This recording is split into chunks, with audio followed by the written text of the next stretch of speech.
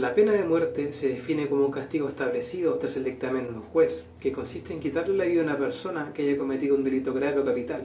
También es conocida como pena capital o ejecución.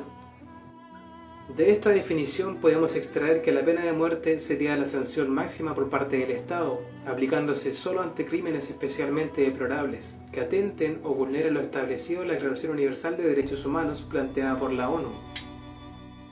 La práctica de este tipo de castigo se remonta a la Edad Antigua, la cual se expandió con el tiempo hacia el occidente. Los países que aplicaban la pena de muerte como sanción, más que castigar a los infractores como respuesta del aparato estatal, tenía como objetivo disuadir a otros de cometer delitos, ya que mostraba públicamente las consecuencias que traía el desafío hacia la autoridad. Además de esto, poseía un carácter retributivo, pues las personas eran castigadas según el tipo de delitos que cometían, para así satisfacer la ira de los dioses. Por ejemplo, una persona que provocaba un incendio voluntario era castigada lanzándola a la hoguera, aunque no en todos los casos las sanciones eran acorde al delito. Los motivos para sentenciar a una persona a pena de muerte son variados y dependen en gran medida del estado regente. En la mayoría de los estados que aún cuentan con pena capital, esta es aplicada solo para delitos especialmente graves, como los de sangre, por ejemplo el asesinato, parricidio u homicidio. Muchos estados castigan también con pena capital en tiempos de guerra los delitos de traición, espionaje, sabotaje o deserción. Oficialmente existen 58 países que actualmente utilizan este particular método de impartición de justicia, entre los que encontramos a países como China ocupando el primer lugar, con cerca de 1000 muertes al año, pero no se conoce la cifra exacta debido a que este país clasifica sus razones como secreto de Estado. Inmediatamente después de China encontramos Irán, con cerca de 400 muertes públicas, incluyendo a menores de edad. Después encontramos a países como Arabia Saudita, Irak, Pakistán, Estados Unidos, Afganistán, Belice, entre muchos otros. Los primeros 4 mencionados representan cerca del 87% de las ejecuciones o penas de muerte realizadas en todo el mundo.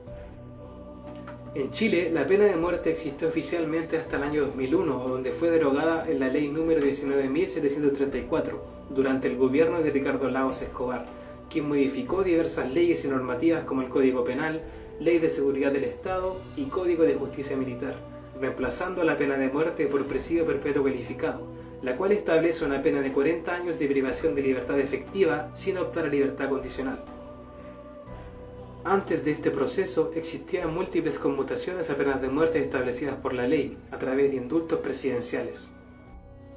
Uno de estos fue el caso de Cupertino Andaur, quien fue indultado por el expresidente Eduardo Frei en 1996, refiriéndose al respecto. La pena de muerte es tan inhumana como el crimen que la motiva. Solo Dios da la vida, solo Dios puede quitarla. Buenas tardes. Iniciando un extenso proceso de discusión sobre las implicaciones éticas que trae consigo la pena de muerte.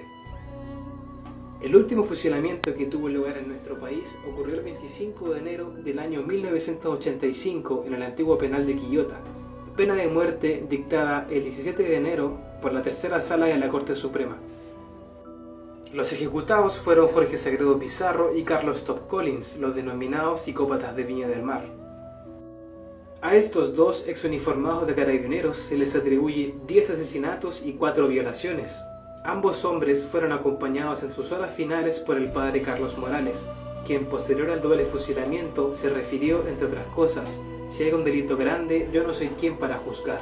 Creo que la muerte no remedia nada.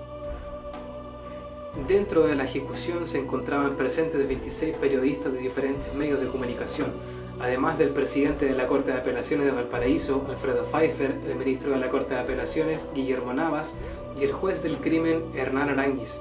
También se encontraban presentes altos oficiales de Gendarmería.